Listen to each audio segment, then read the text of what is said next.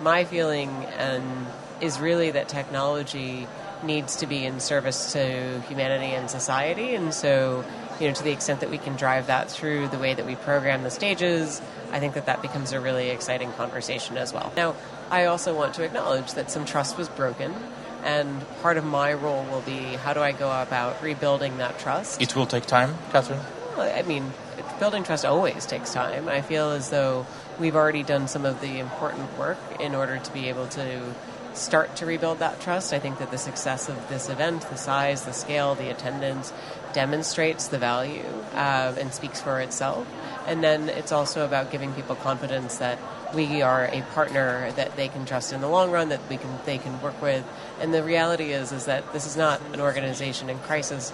Web Summit's team is exceptional. It was a moment that we went through that we needed to navigate, and we're well on our way out of. From where I stand, I know people in communities that are beset by grief and pain, and I think the only respectful thing to do is to acknowledge that suffering. I am not here to make a political statement. I think that it is absolutely within the rights of any person, as I said from the stage on Monday night, to be able to speak their mind.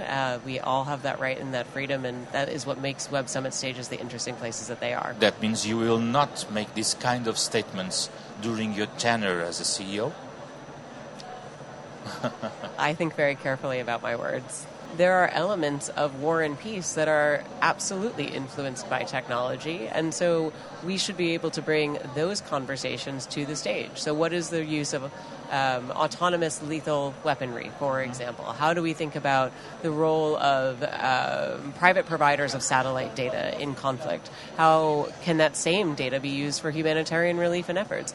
These are the roles that technology plays in the world, and these are the sorts of things that we should platform and discuss. Obviously, the relationship with the government of Qatar existed prior to me stepping in, and I am now familiarizing myself with that relationship. But one of the things that I have been assured is that we had those conversations with the Qatari government very early on, and that we were assured that we would have editorial control around who is on the stage. And so obviously we are looking to our partners there as a national government to uphold that commitment. I think that is what makes a Web Summit great, is the ability to have important discussions and for people to be able to come and speak their mind. That's a red line for you, getting the editorial control of the Web Summit?